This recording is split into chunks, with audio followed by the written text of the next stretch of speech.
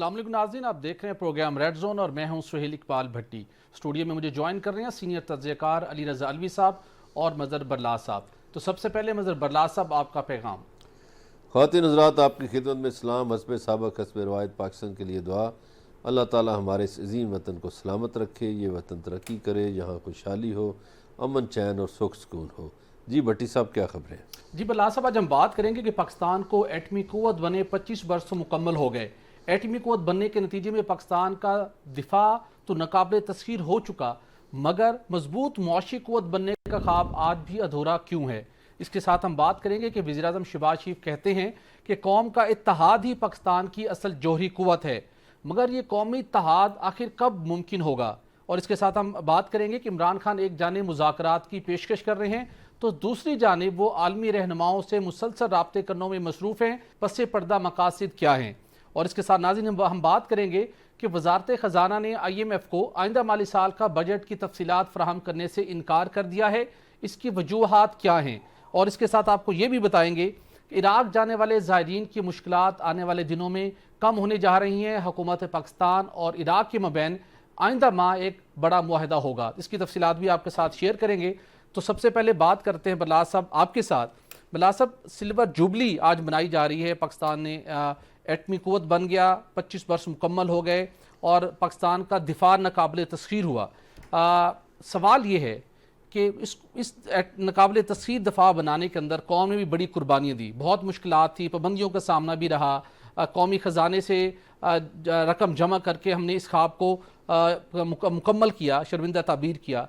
लेकिन जो असल हमारी ऑब्जेक्टिव थी, इसके साथ साथ जो दुनिया के दीगर ममालिक हैं, बड़ी एटमी क़ुव्वतें हैं, वो एक मजबूत उनकी मुआशत भी है। हमारे यहाँ अदम सियासी इस्तेहकाम भी रहा, लेकिन उसके साथ साथ हम एक मजबूत मुआशी क़ुव्वत न बन सके। तो ये सियासी इंतशार कब ख़त्म होगा और कब असल ख्वाब होगा? एटमी क़ुव्वत तो हम बन गए, लेकिन मुआशी क़ुव्वत कब हम बन सकेंगे? बहुत शुक्रिया भट्टी साहब, आपने सियासत और मईशत और दफा तीन बातें की हैं जी। ठीक है, हमने एटम बम बनाया, कौम ने कुर्बानियाँ दी और हम एक नाकाबिले तस्खीर दफाई क़ुव्वत बन गए। जी। आज मैं सारा दिन सुनता रहा,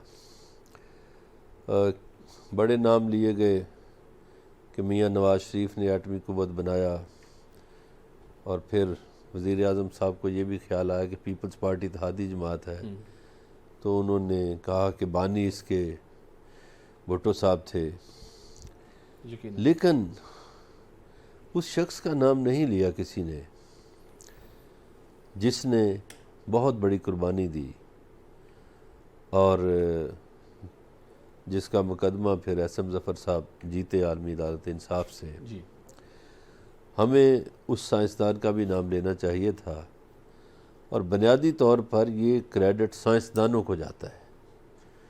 ये किसी और शख्सियत को, ठीक है, थोड़ा क्रेडिट दें बाकी शख्सियात को, लेकिन मैं समझता हूँ कि ज़्यादा क्रेडिट हमारे उन साइंसदानों को जाता है जिन्होंने अपनी जान पर खेल कर ये सब कुछ बनाया। क्रेडिट कहते हैं तो मेरे ख्याल सबसे ज़्यादा तो बेहतर होगा मेरे ख्याल में। मगर हमने जी। उनकी तौकीर में जो किया, वो डॉक्टर कदीर साहब का एक शेर मुझे याद आ रहा है। जी। उन्होंने फरमाया कि गुज़र तो गई खैर तेरी हयात कदीर, जी। सितम ज़रीफ़ मगर कूफियों में गुजरी है। जी। तो ये एक शेर काफ़ी है उनकी बिपता बयान करने के लिए। जी। अब आपने फरमाया कि हम मुआशी क़ुव्वत क्यों नहीं बन सके? जी। इसलिए नहीं बन सके कि हमने पिछले 50 बरस अपने मुल्क पर ऐसे लोगों की हुक्मरानी कबूल की जो इस मुल्क को लूट कर बैरूनी दुनिया में अपनी जायदादें बनाते रहे, जो अमीरों के कर्ज़े माफ़ करते रहे, अशराफिया को सब्सिडी देते रहे और कौम का ख्याल ना कर सके। अब अगर आज के तनाज़र में देखें, लेकिन बरलास साहब, इनमें आप उनको क्यों माइनस कर रहे हैं जिन्होंने सियासी इस्तेहकाम नहीं आने दिया, जिन्होंने जमहूरियत पर शब खून मारा, और उसके बाद जिनके ऊपर इल्ज़ामात लगते रहे, मेगा इंफ्रास्ट्रक्चर के मंसूबे तो उन्हीं के दौर में बने। तो जो एक मुल्क को सियासी इस्तेहकाम चाहिए था इस ख्वाब को मुकम्मल करने में, वो तो हमने नहीं आने दिया आज तक। देखिए, ये इस पाकिस्तान का सफ़र 1971 से शुरू होता है जी।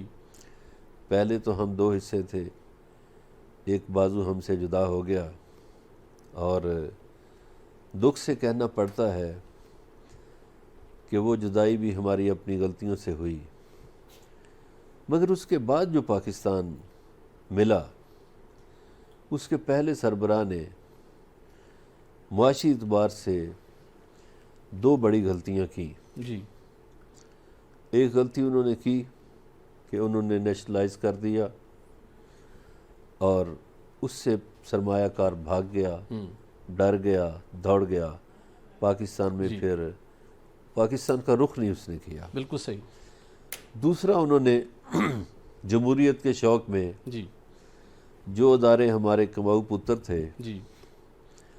वहाँ उन्होंने यूनियंस बना दी और पाकिस्तान में जिन जिन अदारों में यूनियंस बनी जी, वो बदकिस्मती से बहुत नुकसान में चले गए।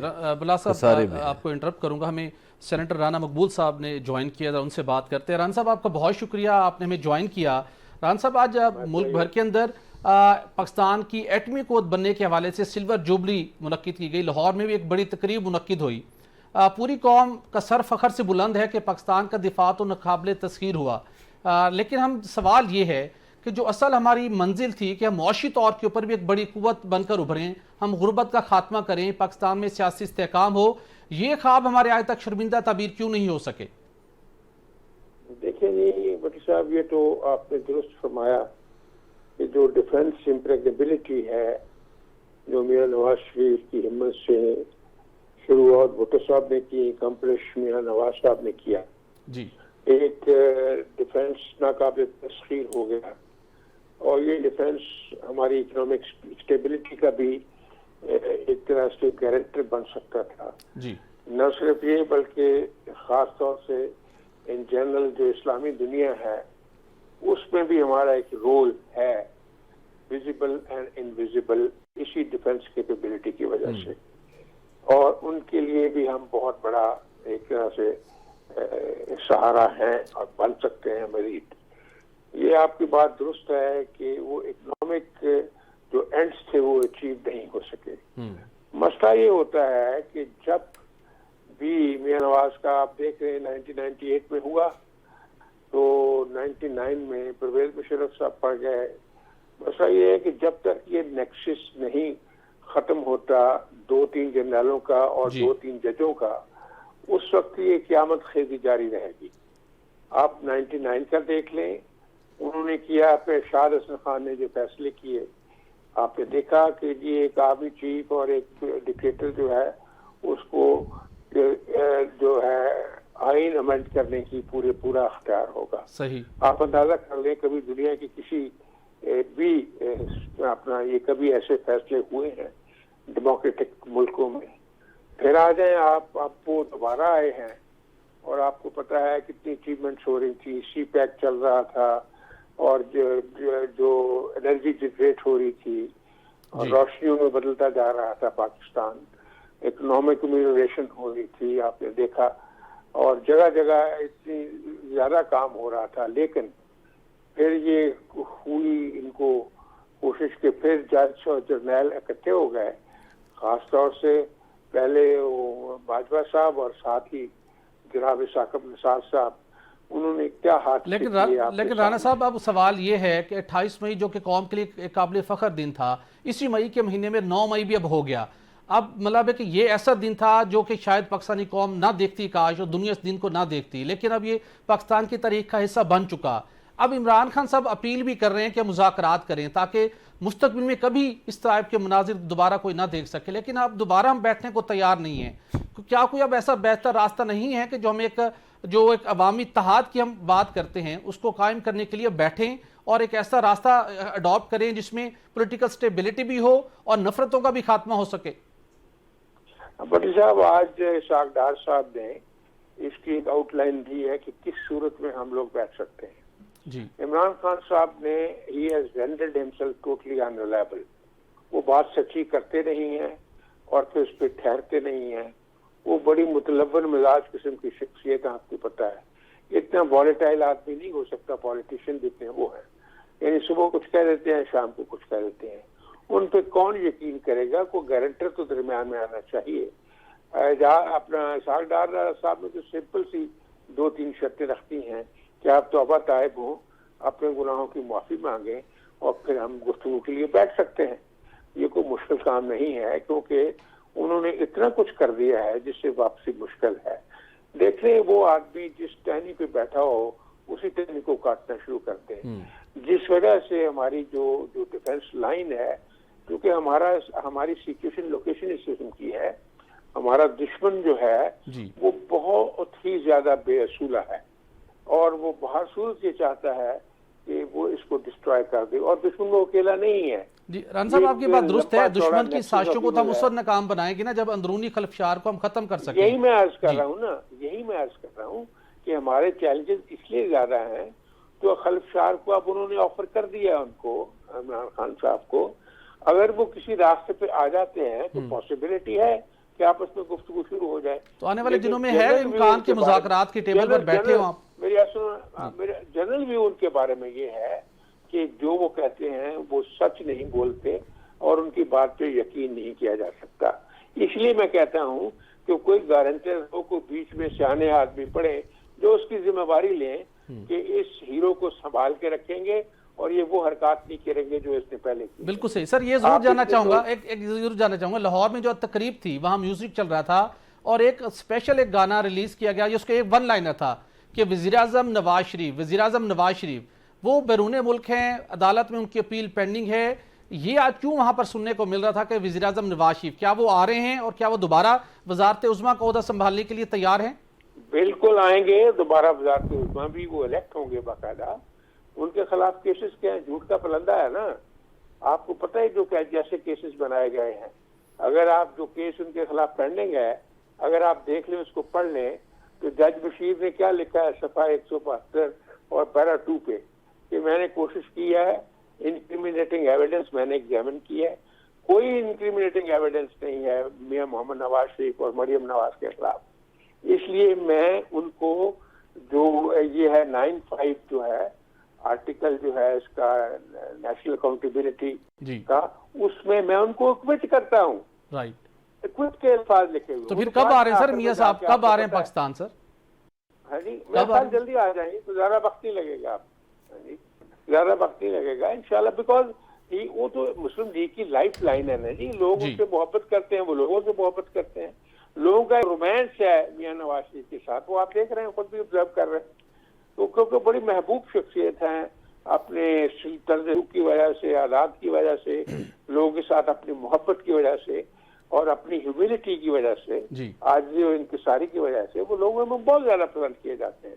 और बाकी उन्होंने जो काम किए हैं, रिफॉर्म्स किए हैं, वो भी आपके सामने है।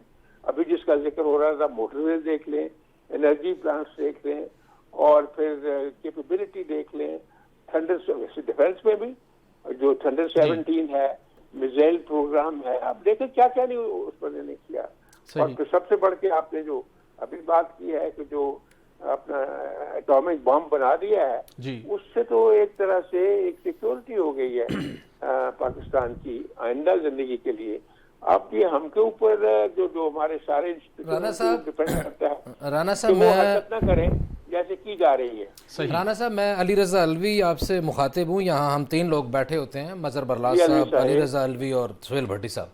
तो मैं आपसे ये पूछना चाहूँगा कि अभी मुज़ाकरात की जो बात हो रही है, इससे पहले हमने खुद जनाब शहबाज शरीफ साहब से ये बात सुनी थी कि मीसाक़ मईशत के लिए कम अज़ कम हमें इकट्ठा होने की ज़रूरत है, इमरान खान साहब को हमारा साथ देना चाहिए। जब वो वज़ीर आज़म में पाकिस्तान थे, ताकत का झुकाव उस वक्त उनके हाथ में था, अब ताकत इनके हाथ में है और आज इमरान खान कह रहे हैं कि मुज़ाकरात करने चाहिए। उस वक्त इमरान खान नहीं मान रहे थे, आज अब ये कह रहे हैं ये माफ़िया मांगें और ये शराइत करें। ठीक है जी, अल्हम्दुलिल्लाह हमारा दिफा मजबूत हो गया, लेकिन अवामी ज़िंदगी जो है वो तो ज़िल्लत और तंगदस्ती और तकलीफ़ की अपनी गहराइयों की तरफ चली गई है। और ख़ास तौर पर जब से ये चेंज हुआ है रिजीम, उससे हालांकि हमें तो तवक्को थी कि ये एक्सपर्ट टीम है, इसहाक डार साहब हैं, शहबाज शरीफ साहब हैं, पीछे नवाज शरीफ साहब का वीएन है, आसिफ जरदारी साहब हैं, मौलाना फजलुर रहमान साहब हैं, अपने सारे काम इन्होंने कर लिए, लेकिन आम आदमी का जीना मुश्किल कर दिया। तो क्या ये मुमकिन नहीं है कि ये सियासतदान जो भी हैं अपने इख्तिलाफात भुला के अपनी अनाओं की कैद से निकल के एक आम पाकिस्तानी शहरी का सोच लें? देखिए मेरी बात सुने अली साहब, आज जो मैंने बात की है वो एक रिप्रेजेंटेटिव कैरेक्टर है जो इसहाक डार साहब हैं मुस्लिम लीग नून का। उन्होंने बात कही है और बड़ी जिम्मेदारी से कही है, एक ओपनिंग तो उन्होंने दी है। अब इस पे जो उन्होंने कमेटी बनाई है, इन्होंने खान साहब ने, वो कमेटी जाए मिले जाके, पहले तो इसहाक डार साहब वैसे भी उनकी दोस्तियां आपस में, उनसे जाके मिले, कोई तरीकेकार है ना इसको ओपन करने का, तो जाके शुरू करें और गुफ्तगू करें और हो सकता है बेहतरी की सूरत नजर आ जाए। और इमरान खान साहब अपने रवैये पे जो कि इतना ज्यादा बेईमाना रवैया रहा है उनका, उसके ऊपर गौर कर लें और सूरत हाल में बेहतरी पैदा हो जाए और इकट्ठे बैठ के कोई फैसले करके उसके ऊपर अमल शुरू कर दें ताकि जो खलफशार जो है इसमें कमी आए। अगर ये जराइम इतने घनौने हैं तो बात का जुराइम को भी थोड़ा ओवरलुक करना पड़ता है for the betterment of the country. तो मैं इस चीज के हक में हूँ, ऐसा होना चाहिए। लेकिन अली साहब इनका कौन गारंटी इनकी कौन देगा, ये तो किसी की बात मानते ही नहीं है।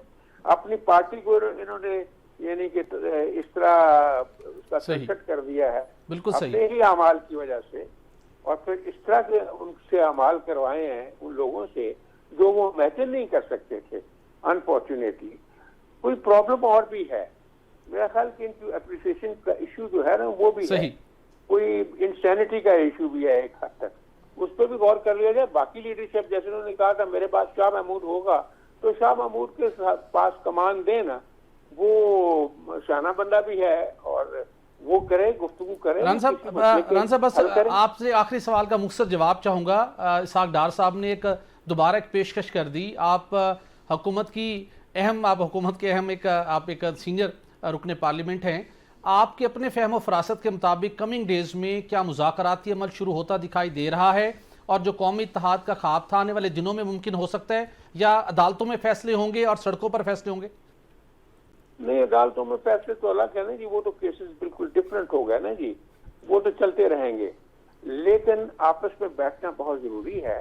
और इसलिए मैंने ये अर्ज किया है कि शाह महमूद जैसे मॉडरेट तबीयत की बंदे हैं, वो 3-4 जो कमेटी है वो कमेटी आए सामने, और मेरा ख्याल में नेगोशिएशन शुरू हो जाएंगी।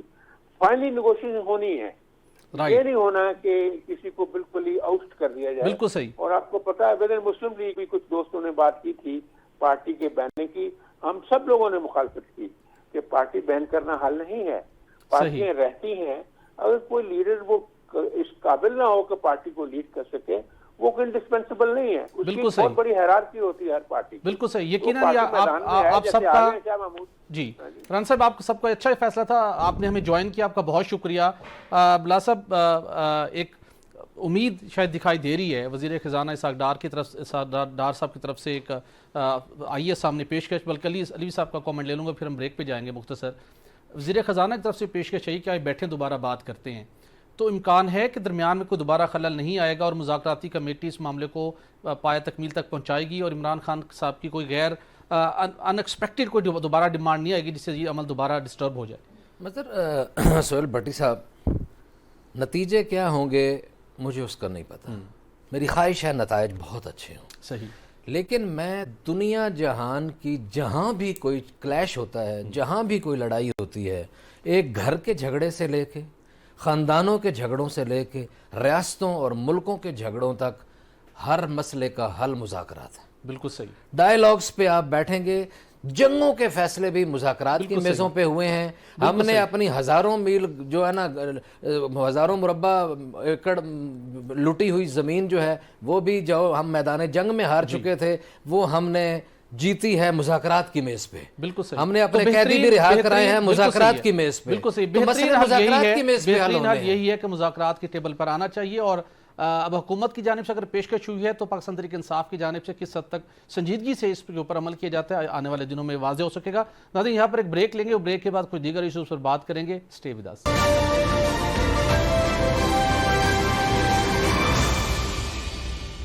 वेलकम बैक नाज़रीन। 9 मई के वाक़यात के तनाजुर में सोशल मीडिया के ऊपर एक प्रोपेगेंडे का एक तूफ़ान बरपा था, बिलखसूस ख़वातीन की गिरफ्तारी से मुतल्लिक। पंजाब हुकूमत की जानिब से एक लेटेस्ट एक रिपोर्ट जारी की गई है जिसमें बताया गया है कि 9 मई के वाक़यात में मुलविस मजमूई तौर पर 32 ख़वातीन को गिरफ्तार किया गया था, जिसमें से 21 को रिहा किया गया, जबकि 11 ख़वातीन जुडिशल रिमांड पर हैं। बल्ला साहब, आपसे जानना चाहूँगा, आपने भी इस हवाले से बहुत से तहफ़्फ़ुज़ात का इजहार किया और कुछ सजेशंस भी दिए आपने।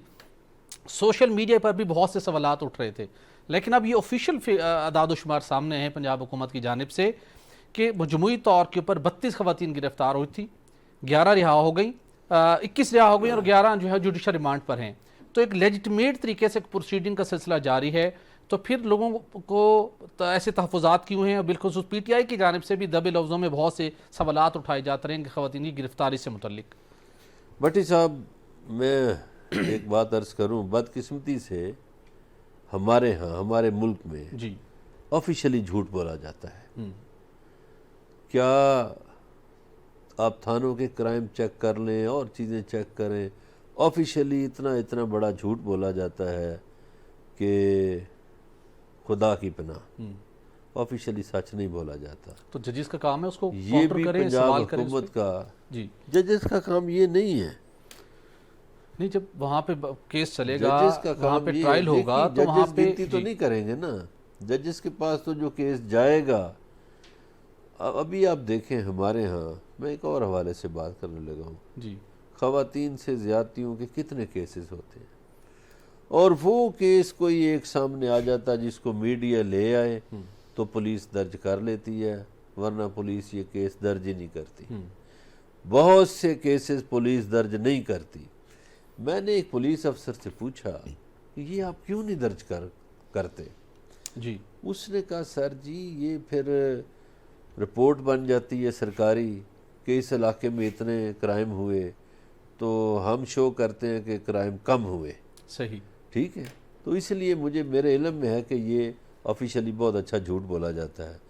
और 32 ख़वातीन नहीं है, ख़वातीन इससे ज़्यादा हैं। अच्छा, पंजाब में 32 पंजाब ज़्यादा में ख़वातीन 32 से गिरफ्तार हुई ज़्यादा ख़वातीन गिरफ्तार हुई हैं, और ख़वातीन से तौहीन अमेज़ रवैया भी रखा गया है, ख़वातीन को हरासा भी किया गया है। और क्यों नहीं, अगर पंजाब हुकूमत इतनी बड़ी बातें करती है तो कम से कम उनको तो मुअत्तल कर देती जो उस्मान डार के घर अहलकार गए थे, जिनकी वीडियो सामने आ गई थी, जो उनकी वालदा के बारे में नाज़ेबा कलमात कह रहे थे। बिल्कुल सही। क्या वो मुअत्तल नहीं हुए? होने चाहिए थे ना, यकीनन। किसी के घर पे बगैर किसी सर्च वारंट के आप रात को धावा बोल दें और फिर ख़वातीन से बदतमीज़ी करें और तौहीन करें और तजलील करें, तो जो लोग तजलील करते हैं उनको तो सज़ा मिलनी चाहिए। सरकारी वर्दी पहनने का ये मतलब नहीं है कि आप बदमाश बन गए। चलिए, ठीक है, बिलाल साहब का पॉइंट आ गया, लेकिन अगर किसी के पास फैक्ट्स हैं, एविडेंस है, तो उसको पॉइंट को टेकअप करना चाहिए।